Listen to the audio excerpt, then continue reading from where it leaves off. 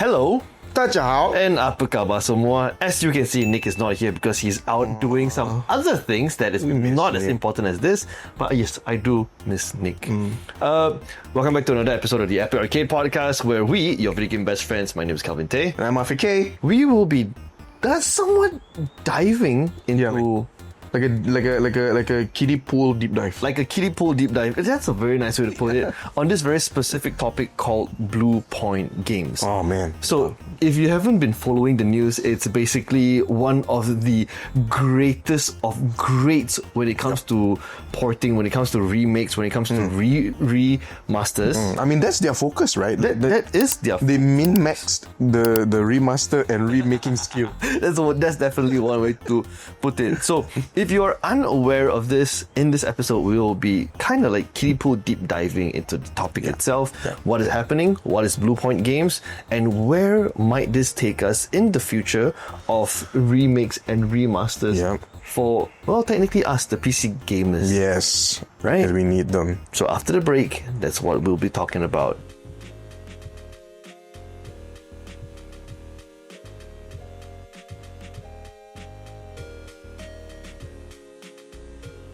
So, Bluepoint games. I think, do you know what Bluepoint games is about? Yeah, roughly. I know. Well, I know they make remasters and remakes. Some of the notable ones is Uncharted, and then I think the most recent one is Demon's Souls. Yeah. Right.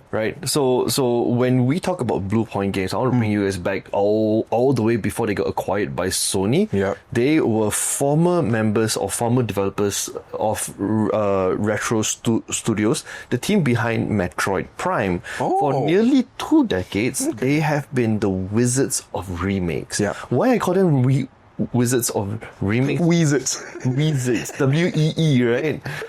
Is because they have remade and remastered games such as Demon's Souls, Shadow of the Colossus, Uncharted, the Nathan Drake Collection, Metal Gear Solid HD Collection, Gravity Rush Remastered, and so many other great games. It's not just that they've remastered these games; it's that they've remastered it, and each one of these remasters were critically praised. Yeah. They were highly praised. The community, I mean, first of all, it's very difficult to get on the good side of gamers. So if gamers love you, you're doing something right. Another topic that I actually thought about that I wanted to do like a deep dive on as a talking head, right? Which is why games like Zelda and Pokemon, like all the games pre-2000s, were so highly acclaimed. Yeah. Long story short, it's because we didn't have a search of options back then. Correct. We were playing what we were given. Correct. And we're so conditioned towards certain things now, like better graphics, that the focus on good gameplay and storytelling is secondary priority to how pretty the game looks. But then when games like Demon's Souls first came out, like all the Souls-like games first came out, games like Shadow of the Colossus when it came out, games like Uncharted when it came out, games like Metal Gear when it came out, we were in high school probably. Yeah, probably. And that was the few games that we could actually afford when we go to the DVD guy. Oh my god. Right? Like the 5 ringgit. Bang, game ni best ke bang? Best. I mean, we covered it a lot in our previous videos as well, right? But these were the games that actually made us gamers. Memories. Games that we literally blood, sweat, and tears. Correct. When it comes sleepless to nights. Yep, sleepless nights. Early mornings. Like you will play until like 4, 5, 6 in the morning. It's like, oh shit, I hear the birds. Exactly. Right? So we have great core memories when it comes to this kind of games. So you cannot just chin-chai, remake, remaster this kind of games and be like, whatever lah. Right, because we remember the minute details in these games because we played it at a point where gaming was so important in our lives. We were growing from like a kid to young adulthood. That moment is very like pivotal. A lot of memories are created in that period of time.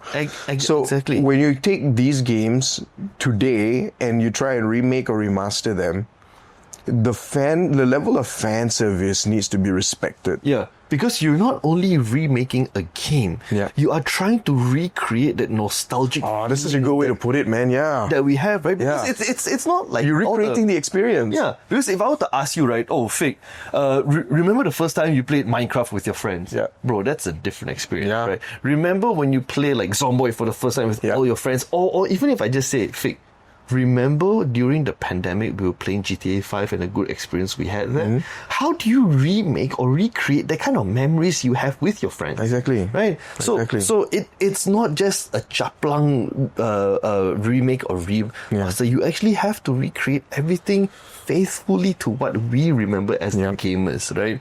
Another point that I can make here is like, remember all the PS1, PS2 games that you play and then you revisit them again? Yeah. It's like, shit, man. It's not hitting as good as I remember when I was... Yeah, then you start questioning, is it because you were younger? Is that why you enjoyed it? Yeah. Or is there something different with this game now? Yeah, exactly that, right? So, unfortunately, on 21st of February, which is, as of this recording, last Saturday, this news came out.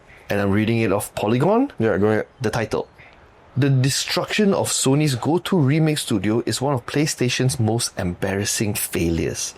And why this headline came out broke part of the internet is because I'm just going to read it here, okay? From the article itself, Sony is shutting down Bluepoint Games, the developer behind 2018's Shadow of the Colossus remake and the PlayStation 5 launch game Demon's Soul. In the latest blow to its rosters of PlayStation studios, Bluepoint Game will be the third Sony-owned studio that will be axed in the past 2 years, following the closure of mobile-focused developer Neon Koi and Concord creator Firewalk Studios. You know what, that one is... So a lot of people like, what is Sony doing? Are they going towards the EA route where they actually acquired studio, make a couple of games, and it's like, oh, okay, your game is not doing to our expectation. It sucks. No one buying it. Mainly because they have put like a lot of microtransactions in it. They have put this in it. Everything that doesn't fit our nostalgia. Yes. Right? And then it's like, okay, yeah, you're not doing well. Intrusive. Right. To a certain extent, it's intrusive, and we're like, it's not really what we like. And then the head of the company is like, okay, since you're not giving us the results that we want, we're gonna close you down. Yeah, I mean, it sucks, right? Because it sucks even more that they're not even doing this to smaller competitors, because it makes business sense. Like Meta does this too, right? You buy over a competitor who's not as big as you so that you eliminate competition. Yep. And then you can decide to close them down if you want. I'm not saying that is the right thing to do or doing that is right, but that is a business strategy. It's a legitimate business strategy. I mean, if you see it from the business point of view, yes, it makes sense. Yeah, because you eliminate again, bro. You're eliminating competition, right? But what Sony is doing is they're not even acquiring competition. They're acquiring an extension to themselves and then axing. Like Bluepoint Studios. Bluepoint Studios is never going to compete with Sony because they don't develop or publish their own games, right? They publish remakes and remasters of games that exist. So when Sony acquires them, now Sony has an arm that allows Sony to then remaster or remake or port every other Sony IP, which is not competition at all. Yeah. But then you decide to axe that, which begs the question, where are you heading? What direction are you going? Are you giving up on gaming or? I am glad you brought that point out. Yeah. Because this is what people are calling it, the acquisition trap that we have seen from EA as well. Yes. Right? They buy over companies, they are not performing well because the parent company is like, I want you to do something that you're unfamiliar with. Yeah. You fail, we are closing you down along with all of the employees that you have. In Bluepoint's, in Bluepoint Games point, after the shutdown, approximately 70 employees are being laid off as well. That's a lot. Right? So, why they are doing this is because Sony wanted them to do a live service God of War project. Okay. Which is not what they're good at. Because they're good at remaking and remastering. Yes. Right? So that's fallacy number one. Fallacy number two is because everyone has been pointing out the recent failure of Concord, which apparently cost them $400 million. And this is a massive failure, right? Yeah. So you lose 1 point and you have to remake it from another point, right? Yeah. So they were trying to bank it on the God of War project, the live to make back the $400 million is How lost. does that even work? Yeah, Like, what's a live service God of War game? How many Kratos can you have? Everybody says that. Right? How many Kratos skins do you It's have? just Kratos with a bunch of different skins. Yeah, and it's ridiculous in my point of view. And if you have a live service God of War, what you're gonna do like Ark Raiders God of War? Yeah. Where you just run around like a open world map, and then you just do whatever you want, and then there's like a thousand Different Kratos, microtransactions, different skins, different kind of Kratoses, maybe like a black Kratos, for example, or like an Asian Kratos, for example. Yeah, because you create a character, you create a variant of Kratos. Which doesn't make sense, right? Yeah. So people are saying that, okay, because of Concord's failure, they're closing down all these smaller studios that are not benefiting them in the long run. So they're cutting their losses, they stop loss. Yeah. Right? Yeah. Which begs a question. If you are Sony, you are known for PlayStation. And a lot of PlayStation games that have came out in the past decade or so are first person single player games. Yes. Like Ghost of Tsushima for example, Ghost of Yote for example. That game that I can never remember the name of, but I I enjoy it. What game is the one with the Describe it. You play as a girl, there's robot dinosaurs. Horizon Zero Dawn, thank you very much. Okay? Yeah, games like that. And then you go further, like games of Last of Us. Yeah. Games like Uncharted, games like Metal Gear, Yep. and all the Souls-like games out there that were originally single player, console first games. Yeah. And everyone is just like, why is live service so important to these kind of developers? Why do you want to bank on this kind of live service games instead of just creating pure, fun, to the core, single player games that will drive so much more bucks in the long run? Well, I suspect it's because, I think the most obvious reason is because a live service game, you have massive upfront costs, but once that period of time passes, it's a title that can make money again and again and again and again for years without having to create new IP. And then you just do collaborations now at this point. Like Fortnite. Fortnite does collaborations with everything under the sun. Fortnite is basically the billboard of the video game world. Fucking the granddaddy of partnerships in video games, bro. Yeah, it's like how Alyssa Liu, the Olympic victory girl, the girl with the hair. Yeah. People are asking like, what do you want to see in the future? She's like, oh, I want to be a Fortnite skin too. Yeah. Right. Like Kim Kardashian's a Fortnite skin. Is she? Yeah. Look it up. I was watching my brother play Fortnite the other day. Bruno Mars also. Anderson Park also. Look at the Anderson Park Fortnite skin. And then they had this new collaboration with Power Rangers. Dino Rangers, sorry. It's so cool. But why? Look up Dino Rangers Fortnite. I don't know, for me, it looks damn cool. I mean, yeah, I was never a fan of, I wanted to say Dino Park. Dino Park. But I was never a fan of Power Rangers. Shit. Okay. Didn't really grow up with it, but yeah, but I mean, you can't deny it's cool though. yeah, I mean, yeah, right. Yeah. So these kind of live service games are like the future for this kind of development. Yeah. Because you don't just make one off and just make bank out of it. Correct. You make SaaS or GaaS, is like games as a service. Yes. And then you have perpetual income coming from Yeah, your battle passes. exactly those, right? But from the gamer standpoint, you have to continue paying to get new stuff for a game that you already have. Because it also says here that Bluepoint Games was in pitch hell because they were trying to get new projects greenlit. Maybe it's new games, maybe it's older games that they can remaster and make it better. But amidst Sony's business review amidst Sony's business review to push for higher margins, rejected all of their pitches and decided it was cheaper to close the studio than to fund a new long-term project. Yeah. So, now, It sucks. it brings me to the conversation of gamers, for example. Yeah. What gamers want and what game developers want or game companies want are two different things. Correct. Game companies, like all other companies, wants to make money for stake and shareholders. Yeah. We as business owners, we understand Yes, that as of well. course. But as gamers, on the other hand, we want a good time. Yeah, well, we just want to have create memory. We want to fill in the void that we that has been lost since our childhood, to be like, bro, I just want to play a good game. I want to talk about it, and I want to just have that core memory. Yeah, I think there's just a conflict of interest, right?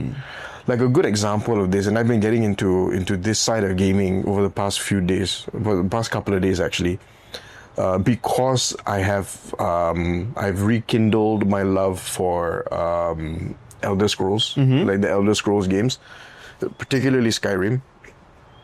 I've been getting into like the modding space. Not only that, he's playing Skyrim in VR, and I'm playing cool. Skyrim in VR. I'm actually playing Skyrim in 2 instances. I have the VR one and the normal one, and the normal flat screen one, which is fully modded. Okay, like it's a completely different game. Okay, and it's really cool. I'll stream it for you. Okay. But yeah, so like, the modding community, I think, represents the gamer community more accurately, because what modders do is they make these mods of games they enjoy, and then these mods, they vary from like increasing quality of life to better graphics or better performance, or just things that they would like to see in a game. Yeah, and then these mods are then given to the community for free, which is what gamers want. But then you look at the other side of things, right? Is the corporations, the publishers, the developers, they want a different thing. They want revenue, which is also fair, because you need money to make better games. Correct. And better games will sell and make you more money to make better games. More money, it's a cycle, because in the core of it, you are a video game company, and video game companies make good games makes good money. Correct. The cycle continues. Correct. Right. But that's in an ideal world. We live in a less than ideal world. Yeah. Which means that you can make a great game and make more money to make greater games, but you don't make greater games. Exactly.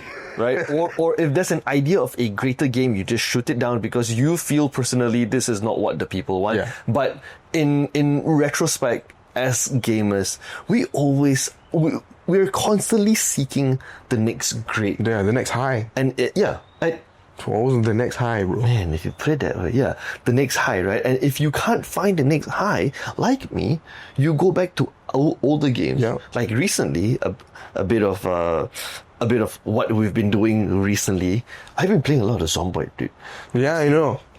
I'm working, I'm tired, I'm burnt out. Yeah. I just want a sandbox where I can truly do whatever the hell I want. Yeah. And Zomboid fell in that category both as a great game and as a game with like thousands of mods. Because yesterday on Discord, it's like, hey, how many mods do you have, Radia? It's like, bro, I don't even know how much mods I have in the game. I joined your server. It took me like 30 minutes. Yeah, right. Just to boot it up. Just to download all the mods. To install, run.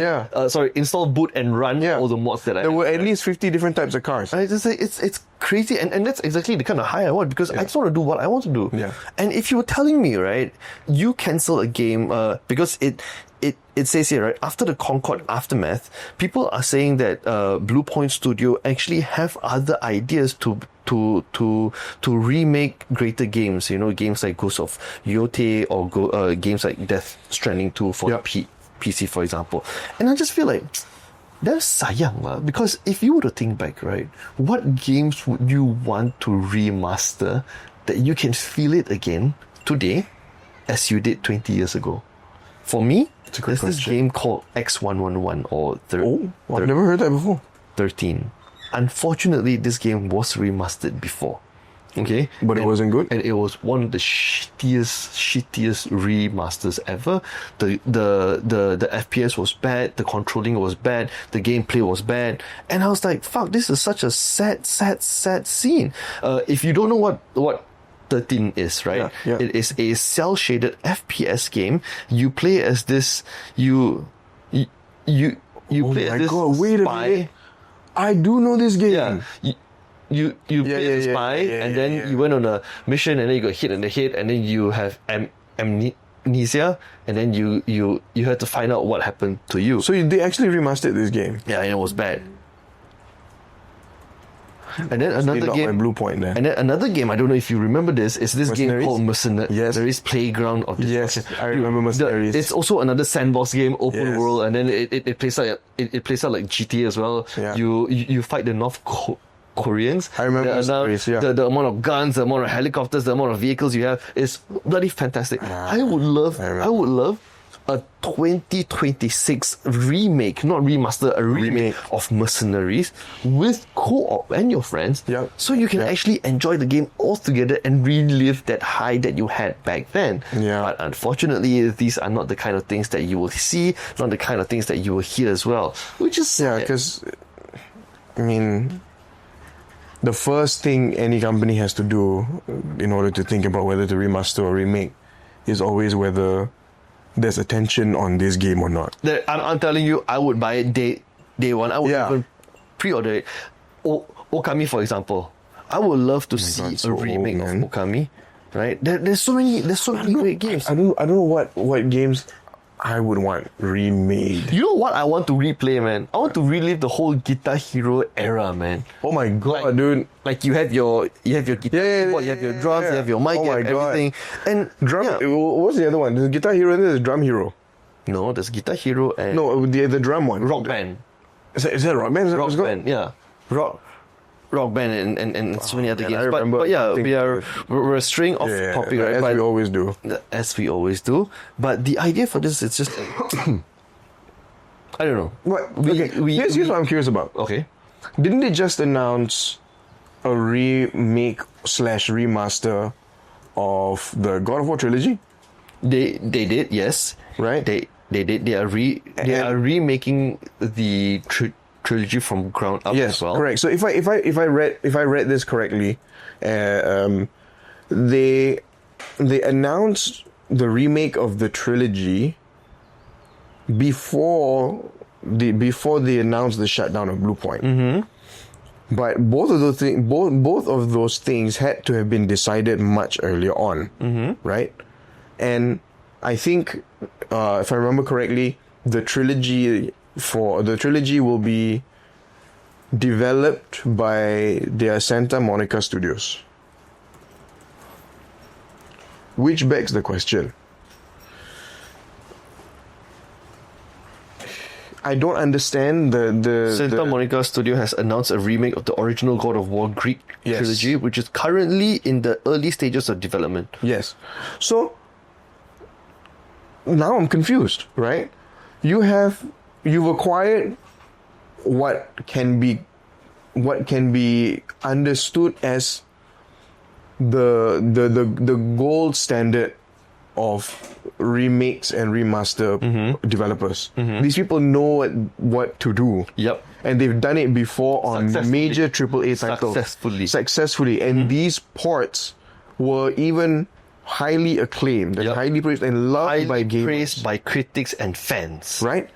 So you make the decision to axe this gold standard company because you cannot see eye to eye on certain things, but then announce a remake of one of your biggest IPs that you've ever created, which is God of War. Make it make sense. And then give it to another right. studio, which is the Santa Monica Studio, which is not as experienced in creating remasters and remakes as Bluepoint is. Correct. Make it make sense. I don't understand the decision making. So that comes to like the end of the episode already, because now it's all of us, like basically just me and you, trying to figure out why this is going on and what we can see for the future. Yeah, okay. Right? Because the irony, that is core irony when you say that, okay, Santa Monica Studio is doing this, but then you're shutting down this other company that's supposed to be doing that. Yeah, that's supposed to be doing, or something else that could be better in the future as well, right? Yeah. But I don't know. I digress. I just feel like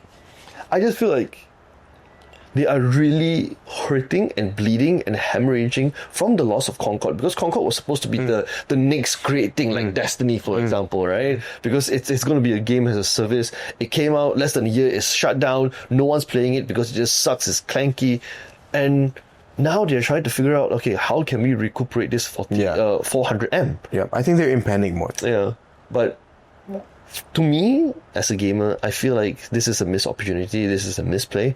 They could have utilized Bluepoint for something else that is created, because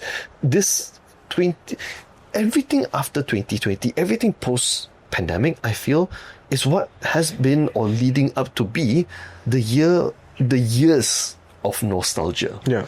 Because you see so many other remakes, you see so many other remasters, you see all these games coming back just to try to sell you that nostalgic hit for you, like you said, catching the high again. Yeah. Catching the high.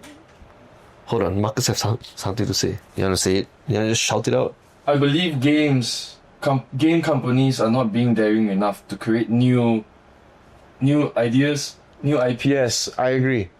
And I agree. They post-pandemic, I feel like they are trying to play it safe. Yes. They don't Because they're just looking back at what worked before and doing that again. Yeah. yeah. But we used to have the golden days of let's create a completely new IP, completely new character, completely new story. Like Outriders recently. Yeah. Right? They came out of, okay, they didn't come out of nowhere. NBUX Studios created the Finals, and then Finals was a success, and then they also tried to dabble into like a somewhat open world sandbox extraction shooter that just so happened to be so successful. Yeah. Right? And then you have games like shit, what was it called again? The one that was supposed to be a Ark Raiders killer. The one that's supposed to be an Ark Raiders killer? Marathon? Marathon, yes. Marathon. By Bungie? Yeah, right? By Bungie. I don't know if it's gonna kill Ark Raiders though. Right, so... I don't know about Bungie, man. So... That's another story. Going back to the point that I just feel like what Marcus said, like, they're not daring enough. They're not willing to take a chance. Because another example I can tell you, it's not a game, but a film that recently came out by Markiplier called Iron Lungs. Yeah. Spent $3 million, and like you said yesterday, it was what, 50M? Yeah, they've made box office 50 million. 50 million, right? So far, Bro, yeah. This is like more than 10x of what he has thrown in. And I feel like a lot of big developers are not being daring enough. Take Ubisoft, for example. All of the developers that left Ubisoft have created bloody good games. Yeah. Because they were being tied down in big corporations that don't dare to take risks. Yeah, and this brings me to my major point. I think one of the questions that you asked earlier is, what does this mean for the future, right? I'm not going to put my laptop down. Yeah, because my personal take is nothing's going to happen. You know why?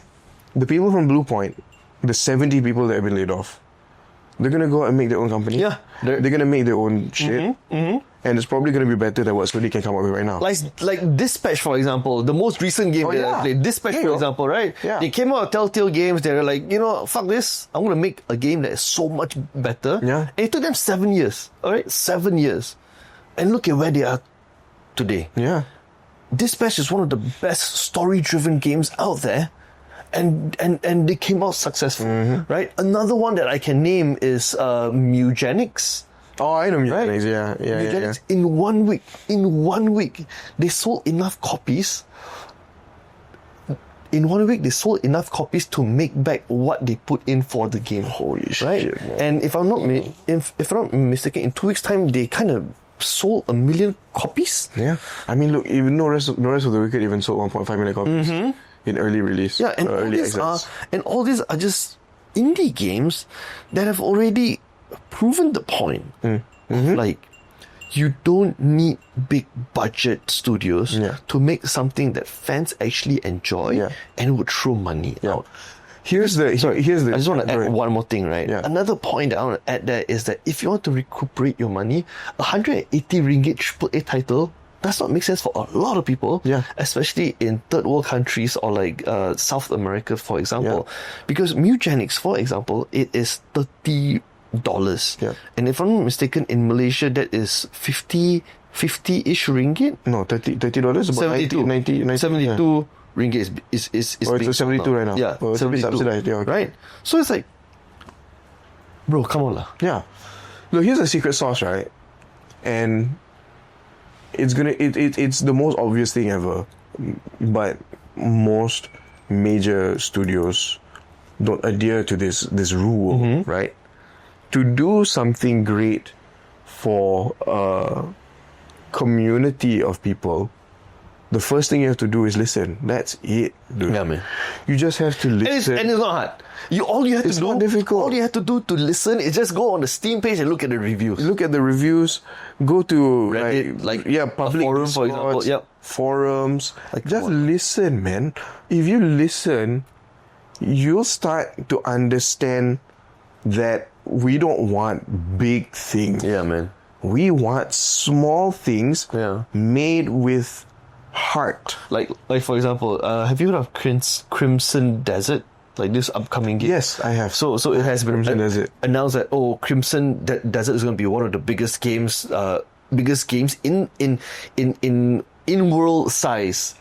All right, right. Because That's it is bold though. GTA 6 isn't out yet. it's 80 km square. Oh my So god. it's huge. Apparently, for you to go from point 1 to point 2, it takes in-game real life 5 hours. Okay. If you're on a horse, it takes you 2 hours. You mean it takes 5 real Hours for you to actually hike from point A to point B end to end, five Interesting. hours. If you're on a horse, it can be cut down to half. Interesting. And they highly recommend you to go to different points on a dragon, for example, right? Right. But for me, that doesn't wow me.